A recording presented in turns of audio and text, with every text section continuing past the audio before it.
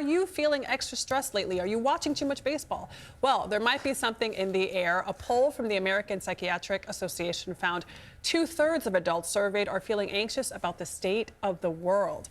And 62% are worried about their safety and the safety of their families. CBS News chief medical correspondent Dr. Jon LaPook says he's seeing more anxiety cases among his patients, and he's here to tell us how to handle it. Dr. LaPook. Good morning. Thank you for making house calls today. Always. So what are you seeing with your patients, and what does this poll tell you?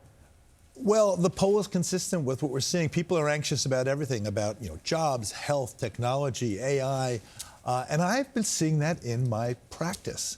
And I've noticed it increasingly over the past year. I did some deep dive on past pandemics to say, like, well, after the 1918 pandemic and after other big infections, there is a spike in PTSD and anxiety. And I think, in our anxiety, in our anxiousness to move past the pandemic, we're kind of forgetting it, and yet it's still there. It's not forgetting about us. So I think you have a baseline of some degree of PTSD in a lot of people. Now, I think, what do you do about that? And what I've been saying to my patients is, first of all, naming it and saying, look, we did just go through something really big. On top of that, there's a lot going on in the world, right? No matter what side of the political spectrum you're on, things are charged. And, one of the simple things I'm telling them is, we all consider ourselves, people of the world, hopefully, and we want to do what we can to help people who are suffering all over the world. We want to donate money or join organizations or whatever. But you also have to have some grace for yourself. And it's okay to create a little silo for you and your family and have some fun and peace in your family. I think that's something that almost people are relieved when I say, like, oh my gosh, I can have permission to do that.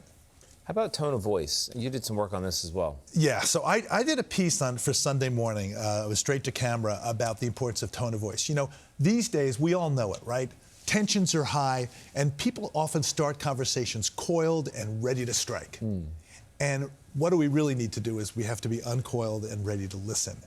And I did this straight to camera, which had to do with very early, the very first voice that you hear, right? Which is you're in the crib and your parents come over and they have a certain tone of voice. And we'll just roll this to just give you an example of what we're talking about. Babies and toddlers react in predictable ways to both the tone of someone's voice. Did you have a good night's sleep? And the expression on their face. When you woke up, it was your birthday party. Children learn to trust certain voices, even before they can understand the meaning of words. That's my now 33-year-old son, Daniel. Yes, and that's my voice. I was literally wondering, I wonder where that kid is now. Yeah, he's 33 and doing great. And he's a social worker doing oncology. But think about it. Those are the first tones that we hear. We learn to trust those. And the opposite is true. And when we hear people coming at us like this with a certain strident tone of voice, it gets us up like that in terms of our defense mechanism. So you have this trifecta, right? You have the pandemic that happened, you have the tone of voice that we're seeing out there, and we have the fact that there's a lot of anxiety in the world. So I think people just show yourself some grace. And I would say this. Get together in person. Yeah. We have the holidays coming. Zoom, and you don't give have grace to others. And to others, you don't have the same endorphins over Zoom. See Dr. each other. LaPook. Call your loved ones. Thank you so much. Dr. LaPook, thank you very much.